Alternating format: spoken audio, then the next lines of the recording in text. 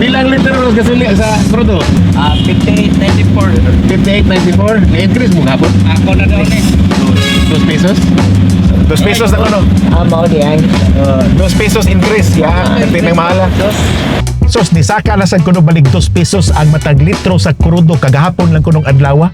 So 58 pesos na ron ang per liter sa diesel fuel. Hahay, sakit na sang bagang na to niya ni. No? Yung problema na ba, basta musaka na ning gasolina, musunod og saka tanan, musaka ang pamaliton. Pagkaon, dilata, kuryente, plitihan, tanan musaka. Asa to ang blood pressure, saka. Asa nga to ang dangas, musaka. O sa naging di musaka niya ni bay? Ang kayat-yat lagi sa to ang purol. Now, alin ni siya? Last year, 2025, ako na matikdan ba nga murag gilingaw-lingaw ra mata sa issue sa flood control. No, gilingaw-lingaw ra ta sa issue sa graft and corruption, ani mga investigasyon, apan nataligamaan na to sa atong pagtagad nga nag-anam na di ay og kamahal ang mga pamaliton. Ambot kapila kaha ni saka ang presyo sa crudo last year. Pero sure gyud ko nga pertinang mahala karon itandi sa nakalabayng tuig. Hinoon dili na to mabasol entero ang gobyerno kay kini manggong presyo sa crudo deregulated na maguna siya, meaning dili makabuot ang gobyerno, di siya makadiktar sa kining oil industry nga kinanglan kini ang presyo. Law of supply and demand mao giagad sa merkado. Subot pasabot kung daghan ang panginahanglan niya minus ang supply, mahal gyud. Pero kung minus ang panginahanglan niya daghan ang supply, barato. Muna akong pagkasabot. Napangutana unsaon man nato nga makalingkawas ta ni aning di na matabang ba nga magsige na lagsaka ang presyo sa crudo kada semana. Ako hapit na ko makonbinser nga para tingali nga mas makatipid ta, di na ta magsige gamit sa tong sakyanan. No, sakay tag jeep, sakay tag BRT, sakay tag e-bike, no, sakay tag habal-habal, sakay tag taxi. Sakay tag taxi ming? Ko kay baho.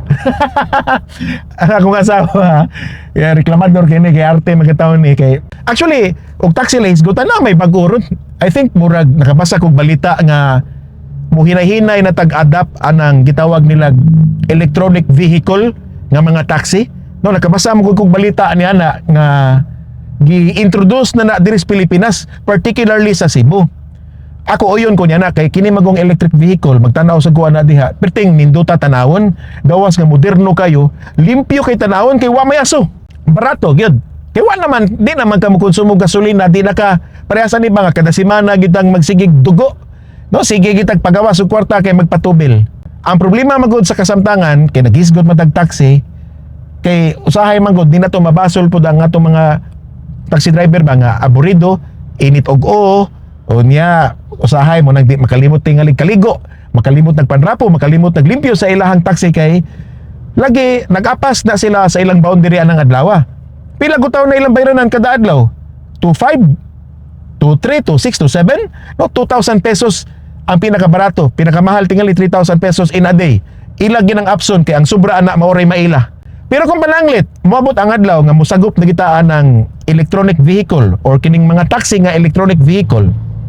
Usara gyud akong hangyo, kung gi-improve na to ang technology sa public transport system, i-improve sad nato ang welfare sa mga driver. Meaning to say, dili ba iparehas na to karon nga luoy kay taong mga driver mo drive straight og tag 12 oras. Dapat unta nga tagaan pod sila og klarong benepisyo, no? Tagaan sila, dapat unta maka-avail pod sila sa mga social protection program nga gilatid sa ato ang batakang balaod.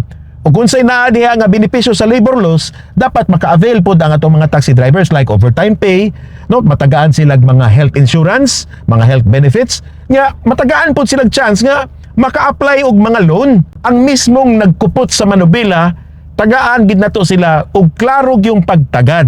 The Not So Late Show with Jason Monteclar.